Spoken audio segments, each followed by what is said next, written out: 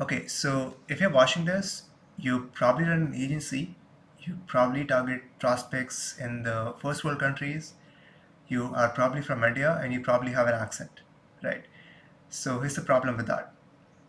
There's a lot of call centers in India who are, complete scammers, and they reach out to people in first world countries, and your prospects have experience with them.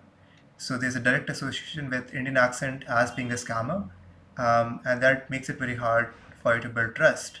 Now, this is not 100% of the time, but a lot of times this is going to happen. And the thing is, prospects will not, they won't bring it up that the reason why they hung up on you or the reason why they're not going to move forward. They're not going to mention that, um, okay, I don't want to do this because you're from India, because that's, you're racist if you do that, right? And people don't want to be perceived as racist. So, but below the surface, that's usually what that is, right? They don't trust you, and if there's no trust, there's no sale, right? You can't do a business like that. So this is why accent becomes a very big issue, and I've had a lot of people ask questions about how to overcome this. So in this video, I'll be kind of going over how I deal with accent and two ways that I personally overcame it. So I'll be going over what again worked for me, not saying this is the only way. If you have other ways, I'm always open to learning more about it. It's not like I have all the answers, but these are the two things that I use to overcome the accent objection. Usually it's not even an objection, people don't bring it up, but it's below the surface, the reason why they don't trust you. And they're throwing like smoke screen objections at you is because you're from India and you have that accent, and people have negative associations with that accent, right? So I'll just get into this. Okay, so getting into this. So there are two ways that I've found that work best for me in terms of kind of like overcoming the accent issue that almost every Indian would face if they're targeting first world countries, trying to charge big dollars for their work. Like you will run into this issue because prospects subconsciously have, they have like a, it's almost like a linkage of Indian accent being associated, associations with like scammers and things like that, right? So here's the thing. Now this is a belief, right? This is not a fact. The prospects have like a stereotypical way of looking at, okay, so if it's like an Indian accent, it's it's like a very general belief that they have. So every Indian accent means scammer, right? Or like a telemarketing, something like that, right? So I haven't been following this, the call center space. So I don't know. But yeah, so that's a belief. And so that's not a fact, that's a belief. And the best way for you to, break beliefs is using stories. So like here's the story formula that I use, and this is not something I kind of created myself. I joined Relentless Success Club. That was one of the coaching programs that one of my first few coaching programs that I joined. And they had this story formula of, how to create your own stories, and you can deliver these stories on sales calls. On sales calls, I would just keep them short because people don't like to be um, like people like to hear more about themselves than people like to hear more about others. So I would keep it short, but you can also use these stories as like a pre indoctrination sequence before they actually, before they join the call. So pre-call guide, something like that. That could, you could also add these stories in there. So here's what the framework looks like. Phase one is the backstory. You're kind of talking about, how you got started and things like that, the journey. Now this is like the rocky cutscene that you can talk about. What are some of the challenges that you face? Typically, this is the point where I also mentioned the accent issue that I kind of deal with. And this, like, the reason why I try to be very vulnerable over here, even if they don't mention that, okay, accent is an issue, like people won't mention it, as I mentioned, right? um, right, like people don't like to be perceived that way. So I like, instead of throwing that under the rug and just hoping and praying that something is going to work out at the end of the call and get them to move forward, I actually like to address that on the spot before it actually comes up.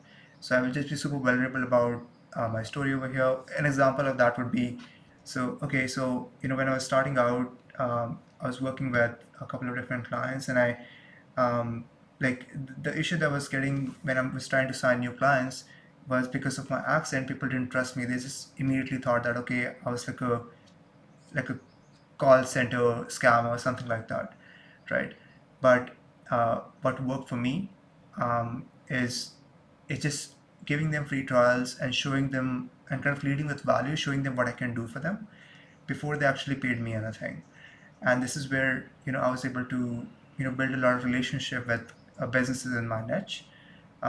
So and the XYZ, this like after we started on the free trial and they took a leap of faith on me, even though like accent was kind of like a skeptic for them, um, like I was able to get them X, Y, and Z results. So you're kind of taking them to like a transformation, and this way, because you're being so vulnerable, and this is called damaging emissions. Um, y- you know, I mean, they would trust you a lot more than they would if you were just posting about this results that I got. They won't believe you because there's like the foundation is missing. They don't trust you. There's like a core belief that you have to break, which is, and if you just address it, that okay, there's other people who thought about this about me as well. So they would just it would just validate that belief, and then you're almost not talking to them that okay, this is your belief.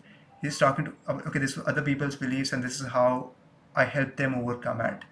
And this is like a very powerful way for you to use stories to overcome the accent issue, right? Then after the journey, this is the new opportunity. So it just in the journey, you just want to talk about the ups and downs that you went through.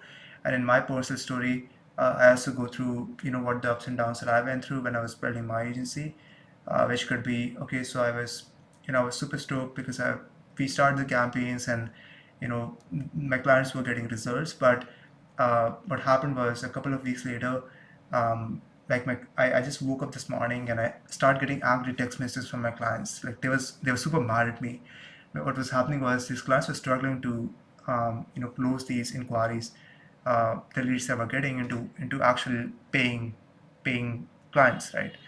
Um, so that's when I had a belief shift, and that's like the new opportunity part comes in, right? So you can just talk about your ups and downs and the mistakes that you made along the way. This will make them trust you even further, right? um, so that was like a raw example that I used to use for my story. And the new opportunity could be okay, this one I had a belief shift. I kind of start providing end-to-end solutions for my clients instead of just cookie cutter leads which everybody else is providing. I start coaching them. I start providing them resources about things like that. Yeah, you get the point. Then there's new opportunity, which is what I just walked you through. You can use some of these bullet points to create your own new opportunity, and you don't have to copy my story, verbatim. I know that was like an example, but you can just be creative, right? If I can do it, you guys can do it as well. So, what is the epiphany you experienced? What is the new opportunity that created this epiphany? Then there's a framework. You kind of give them like a high level overview of the framework. So, a strategy. So, after this new epiphany that you had, like how did you evolve that framework that you had to get these clients results? Like how did that come about and all of that, right? So, stories are again very powerful to break beliefs. Don't try to push it under the rug because it will come up. If you have an accent, people have like a lot of people, unless people are living under a rock, they know that like they've probably gotten a tech support scam call before, so they will just perceive that as like a scam call, right? So that was the first way that I found to break beliefs. Second is pre-call indoctrination. So stories again can be used on the calls as well, but another way you can do that, and I did that, is by using pre-call indoctrination. Now this could be a my story email. So if you're not planning to use the story on the actual sales call, I mean, you can actually send them a my story email. So you just email them your story. A lot of times people won't read it. That's what I've noticed. So that's why if they haven't read it, which you can ask them on the sales call, you can just go over that story briefly on that sales call as well. But that's something you can do. The VSL, this is like a pre-call guide or like a video sales letter that you can send them, and this is like a typical framework that I like to use when I'm creating VSLs. You start with a damaging omission, and typically what I start with, just to give you some inspiration for like a BSL. So, hey, Mr. Prospect, thanks for joining me on this video. Now, I'm sure before we kind of dive in, I'm sure you might be wondering who is this, brown guy with an Indian accent trying to sell me something. Now, I'm sure my Indian accent might be raising some red flags, and I promise I'm not a tech support scammer, anything like that. I've helped X, Y, and Z companies, and then you can jump into some of the things that I have done. You can talk about what you do and things like that. You can use the us versus them analogy. So this is what most marketing agencies do.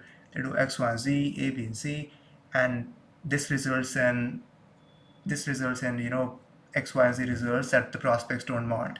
And this is why you need to have like an understanding of your market, right, and what they really want. And on that VSL, you just want to reverse that, right, what they don't want. So that's what you can talk about. Uh, so, and then you want to go about the high level methodology that you use. You don't want to jump into the nitty gritty. Okay, we do Facebook ads, we do Instagram ads. You don't want to do that, right? Because people have like if you're in a competitive niche, a lot of people have like negative associations with Facebook ads and things like that. That's why they're going to be jumping on a call with you, right? But you want to go into the like a very high level methodology without being very specific. It's going to give them an idea of what the process looks like. So instead of Facebook ads, you can talk about, okay, the first thing that we'll be doing is building out your high value offer to position you as like an authority and things like that, right? You don't want to jump into the actual how we do, right? But you just want to go over what we do, right? Um, I think that should help. Yeah. So then you want to go with the social proof, like the methodology that you mentioned, some of the people that you have already went over. If you don't have any social proofs, that's also fine. You can skip that. What does matter is you just kind of building trust with them before they actually come in. So it's not like having no social proof is like a end of the world. I started with no social proof. That's why I kind of recommend offering free trials and things like that in exchange for testimonials to get those social proofs. So if you get any objections with, okay, who do you have worked with, you can just be transparent with them. I have not worked with anybody. If you have worked with a couple of people, you're currently working with them, you can talk about that. And that's why I'm offering you a testimonial. If you were to, go with another agency, they would charge you thousands of dollars for this, right? I'm doing this for free because I'm looking for testimonials. If you're open to it, we can chat more. If not, no worries. So you can be transparent with them about that, right? And people can appreciate that. Then you want to go over, addressing objections. Now, if you have been to sales calls before, you would have. Now, I would recommend having like a, like a list of objections that you commonly get, and you can just address those objections at the end of the pre-call, the VSL, right? And then you want to go over the video testimonials that you have. If you have any testimonials, you can just mention them. There's also some of the things that I like to do. I just walk them through the case studies and things like that. So that was the second way that I typically use to, kind of like handle the accent issue, right? Um, so yeah, I hope that helps.